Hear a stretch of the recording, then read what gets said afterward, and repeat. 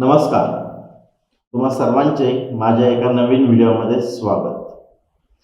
तर आज आपण सोमवारसाठी निफ्टी आणि बँक निफ्टीचं डेली ॲनालिसिस करणार आहोत. तर निफ्टी आणि बँक निफ्टीमध्ये काय सिच्युएशन बनतीये आणि आपण कुठं ट्रेड प्लॅन करू शकतो, तर चला पाहूया आपण या व्हिडिओमध्ये माझं ॲनालिसिस. तर निफ्टीमध्ये जर आपण पाहिलं, डेली चार्टवर जर पाहिलं, तर आपल्याला एक मार्केट रिव्हर्सल घ्यायचा प्रयत्न करतोय. या ठिकाणून मार्केट एक रिव्हर्सल घ्यायचा प्रयत्न करतोय असं एक दिसतंय. पण हा रिव्हर्सल सक्सेस होऊ शकतो का? आता थोड्या आपल्याकडे खालच्या काही लेवल्स नाहीयेत, आपल्याला ते काही अजून लेवल्स भेटलेल्या नाहीयेत. तर त्याच्यामुळं ह्या लेवल्सवरून मार्केट रिव्हर्सल होऊ शकतं का? तर त्यासाठी आपण डेली चार्टवर एक ट्रेंड लाईन मार्क केलेली आहे. इथं एक आपल्याला टच पॉईंट भेटलाय आणि मार्केटने सेम इथंही एक टच पॉईंट घेऊन मार्केट रिव्हर्सल करण्याचा प्रयत्न करतोय. तर लास्ट टाइम जेव्हा मार्केट इथं आलं होतं, मार्केट थोडं खाली गेलं आणि एक प्राइस ॲक्शन बनून अप ट्रेंडमध्ये शिफ्ट झालं होतं. तर आपण ह्या लेवलला एक चांगला ट्रेंड लाईनला एक चांगला सपोर्ट म्हणून पाहू शकतो. तर त्यानुसार आपल्याला पुढची ट्रेड प्लॅन करावी लागेल. तर चला आपण परत एकदा ट्रेंड ॲनालिसिस करून घेऊ. जर मार्केटचा ओव्हरऑल ट्रेंड जर पाहिला, तर मार्केटचा ओव्हरऑल ट्रेंड हा डाऊन ट्रेंड आहे. अजूनही आपल्याला ट्रेंड ॲनालिसिसमध्ये ट्रेंड चेंज होताना दिसत नाही. मार्केट एकाच ठिकाणी आहे 2 ते 3 दिवसापासून. डाऊन ट्रेंड एक हाफ फेकआउट जर सोडला तर डाऊन ट्रेंड टू साईडवेज, पण मोस्ट ऑफ द केसमध्ये आपण याला डाऊन ट्रेंडच म्हणणार आहोत. अजून आपल्याला ट्रेंड चेंज होताना मार्केटमध्ये दिसत नाही. तर चला आपण काय ट्रेड प्लॅन करू शकतो हे छोट्या टाइम फ्रेमवर एकदा पाहून घेऊ. जर छोट्या टाइम फ्रेमवर जर पाहिलं, 15 मिनिटामध्ये जर आपण पाहिलं, तर आपल्याला या ठिकाणी 1, 2, 3 ठिकाणी मार्केट टेस्ट करून, ह्या ट्रेंड लाईनला टेस्ट करून मार्केट खालच्या साईडला आलं होतं. आता आपल्याकडं ट्रेड प्लॅन करायसाठी इथं एक ट्रेड प्लॅन आपण करू शकतो. जर आपण कालच्या दिवसाचं पूर्ण जर प्राइस ॲक्शन जर पाहिली, तर मार्केटनी ह्या ठिकाणी एक हेड अँड शोल्डर पॅटर्न बनवलेला आहे. पण हा पॅटर्न जोपर्यंत ह्या हायच्या वरती निघत नाही मार्केट, तोपर्यंत हा पॅटर्न कन्फर्म होणार नाही. आणि ह्या छोट्या पॅटर्नमध्ये ही जेवढी हेडची आपली डेप्थ आहे, तेवढंच आपल्याला वरच्या साईडला एक टार्गेट भेटू शकतं. तर तेच टार्गेट साधारणतः ह्या हायपर्यंत येऊ शकतं. तर उद्यासाठी आपण ट्रेड कसा प्लॅन करू शकतो? तर मार्केटला जर वरती जायचं असेल, तर याच्यावरती मार्केट निघाल्यानंतर आपण ह्या ठिकाणी एक ट्रेंड लाईनपर्यंत आपण टार्गेट प्लॅन करू शकतो. जर उद्या मार्केट गॅप अप ओपन झालं आणि थोडीशी रिट्रेसमेंट देऊन वरती जर निघलं, तर आपल्याला ट्रेंड लाईनपर्यंत एक फर्स्ट टार्गेट भेटेल.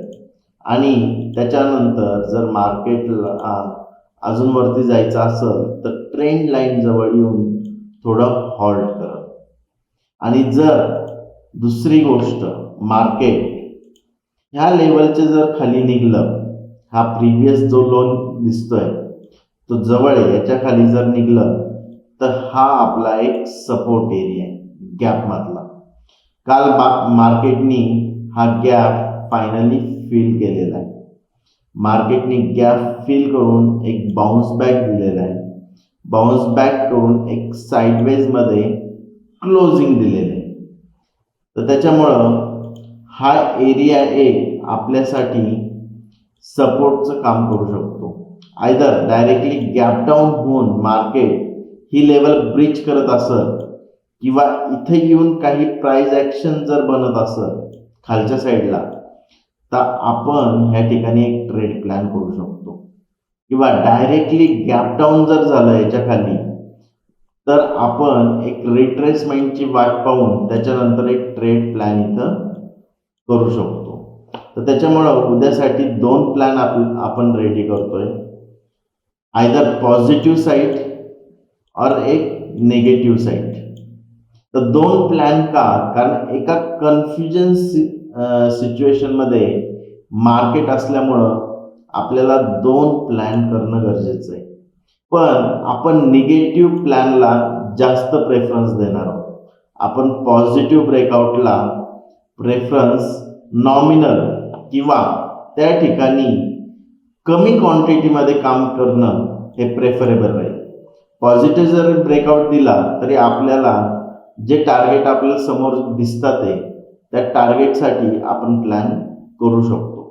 त्याच्यामुळं पॉझिटिव्ह साईडला जर ब्रेकआउट जर भेटला तर कमी क्वांटिटीमध्ये आपण काम करणार आहोत आणि निगेटिव्ह साईडला जर प्राइस ॲक्शन जर आपल्याला भेटली याच्या खाली किंवा आपल्या ह्या रेजिस्टन्सच्या खाली, तर आपण फुल क्वांटिटीमध्ये एक ट्रेड प्लॅन करणार आहोत.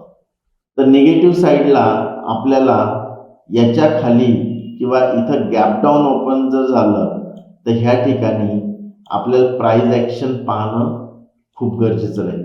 इथं जर निगेटिव्ह प्राइस ॲक्शन जर आपल्याला भेटली तर आपल्याला ही निगेटिव्ह ट्रेड ही चांगली भेटणार आहे. कारण खालच्या साईडला जो सपोर्ट आहे तो सपोर्ट 22,900 ते 22,850 ह्या रेंजमध्ये आहे. त्याच्यामुळं आपल्याला साधारणतः इथं 150 ते 200 पॉईंटचं टार्गेट एक भेटू शकतं. पण अपसाईडला आपल्याकडे टार्गेट जे आहे ते लिमिटेड आहे. जर इथून मार्केट रिव्हर्स आलं कुठूनही तर आपला इथं लॉस सुद्धा होऊ शकतो.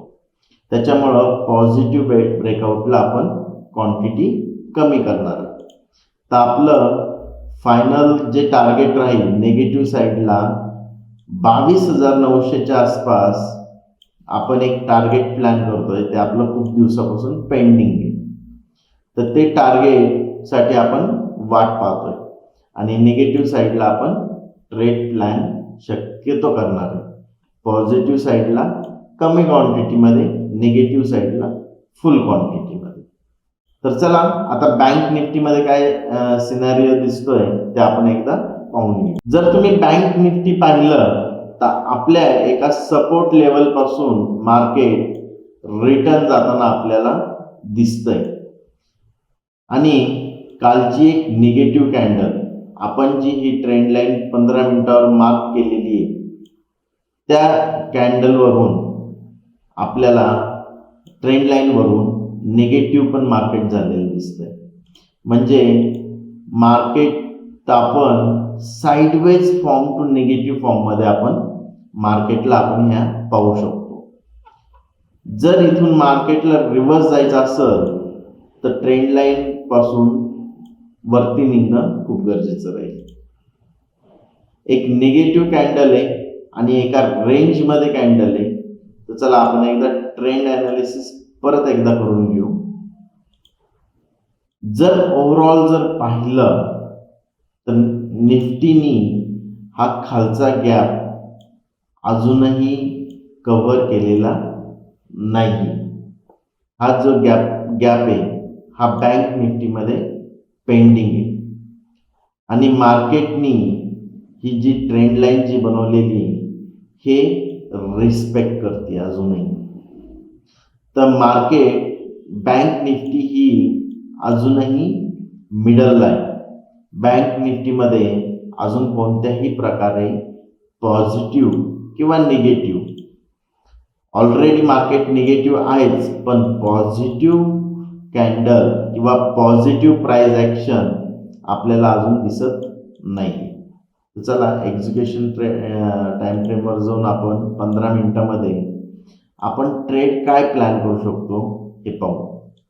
आता आपल्याकडं जर पाहिलं गेलं तर मार्केट एक साधारणतः हे ट्रेंड लाईन पर्यंत याच्यावरती जर निघलं, ह्या हायच्या वरती जर मार्केट निघलं तर आपल्याला ह्या ट्रेंड लाईन पर्यंत एक टार्गेट प्लॅन करता येईल. आयदर ह्या लोच्या खाली जर मार्केट निघतंय तर आपलं नेक्स्ट टार्गेट जे राहील, फर्स्ट टार्गेट 48,100च्या आसपास राहील. त्याच्यानंतर पुढचं टार्गेट निगेटिव्ह साईडला जर भेटलं किंवा गॅप डाऊन ओपन होऊन डायरेक्ट जर याच्या खाली मार्केट निघत असेल आणि इथं जर आपल्याला काही प्राइस ॲक्शन जर भेटत असेल तर आपल्याला एक नवीन लो सुद्धा बँक निफ्टीमध्ये पाहायला भेटू शकतो. त्याच्यामुळं निगेटिव्ह ट्रेंड हा ओव्हरऑल ट्रेंड जो आहे निगेटिव्ह असल्यामुळं फुल क्वांटिटीमध्ये निगेटिव्ह ट्रेंड तुम्ही प्लॅन करा आणि पॉझिटिव्ह प्लॅनसाठी हाफ क्वांटिटीमध्ये काम करा. तर पॉझिटिव्ह साईडला आपण जर विचार केला, जर समजा मार्केट त्याच्यावरती डायरेक्ट गॅप अप ओपनिंग झाली आणि इथून वरती जाऊन थोडंसं खाली येऊन जर इथं काही पॉझिटिव्ह ब्रेकआउट जसा लास्ट टाइम एकदा भेटलेला आपल्याला, इथं जर तुम्ही पाहिलं तर मार्केट इथून खाली आलं, इथं आलं, परत थोडासा हॉल्ट केला, या कॅन्डलला हॉल्ट केला, नेक्स्ट कॅन्डल याच्यावरती निघाल्यानंतर एक आपल्याला लास्ट जे काही रेंज होती बँक निफ्टीची ही ह्या रेंजपर्यंत हा जर एरिया सोडला तर ह्या रेंजपर्यंत इथून एक टार्गेट भेटलं होतं आणि हा रिस्क टू रिवॉर्ड सुद्धा चांगला होता. त्याच पद्धतीने जर आपल्याला उद्या बँक निफ्टीमध्ये मार्केट गॅप अप होऊन या ट्रेंड लाईनच्या जवळ काही पॉझिटिव्ह ब्रेकआउट जर भेटला आणि छोटा स्टॉप लॉस जर भेटला तर आपल्यासाठी 49,300चं टार्गेट आपल्याला बँक निफ्टीमध्ये भेटू शकतं. आणि जर खालच्या साईडला जर ब्रेकआउट जर भेटला आणि ही आपली जी रेंज आहे 48,800ची पहिलं टार्गेट आहे 48,100चं आणि 48,100च्या खाली जर मार्केट आलं अजून तर आपल्याला इथं टार्गेट मोठं घेता येईल. त्याच्यामुळं मोठं टार्गेट आपल्याला डाऊन साईडला भेटणार आहे आणि छोटे टार्गेट पॉझिटिव्ह साईडला भेटणार आहे. आणि हे टार्गेट खूप छोटे आहेत आणि खालच्या साईडला जर कंटिन्युएशन जर झालं तर आपल्याला मोठे टार्गेट भेटू शकतात. तर तुम्हाला हा व्हिडिओ कसा वाटला कमेंट करून नक्की सांगा आणि आवडला असेल तर चॅनलला सबस्क्राईब नक्की करा. धन्यवाद.